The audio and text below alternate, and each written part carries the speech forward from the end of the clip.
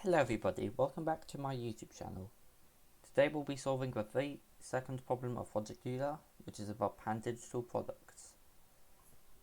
Here it explains the definition of a pan-digital number, which is a number which uses each digit once. Here it shows an example of an unusual pan-digital because its multiplicand, multiplier and product are all pan-digital. Now it wants us to find the sum of all products, so the larger number, whose multiplicand, multiplier and product identify can be written as a 1 through 9 pan-digital. So let's do this.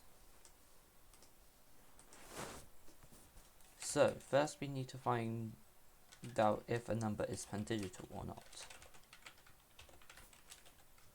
So write a simple function. So we'll be finding the length of it to see if it is actually 9 digits. And then we'll create it into a set.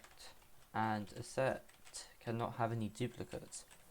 So if there's a duplicate, for example 2 8s, they would actually be placed in the same spot and the length would become 8.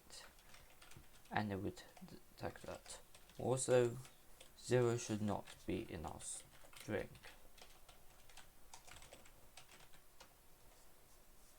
Now, we're going to create a set for all of our products, as if we go back to a problem, some products can be obtained in more than one way, so we have to make sure that's only included once.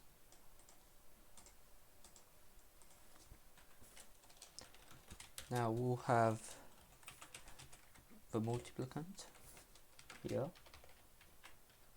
and the multiplier here. This upper limit is done by calculating some maths, but I'm not entirely sure how that works. So here we can join it together.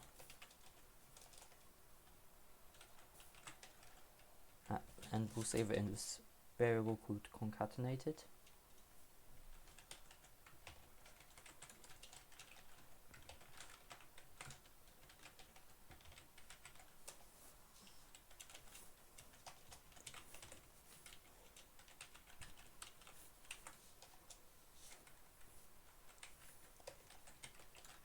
And if the length of concatenated is more than 9, that shows that we've gone too high.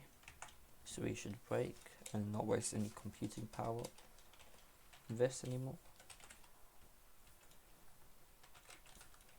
Now if it is 9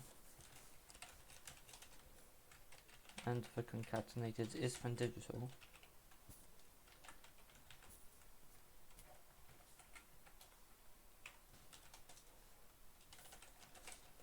we can add it to our product set. And finally, we can get our answer by printing out the sum of all the products. If we run our code, it should output this, which if we go here, should be the correct answer. However, it seems to have disappeared. Thank you for watching my video, and I'll see you next time.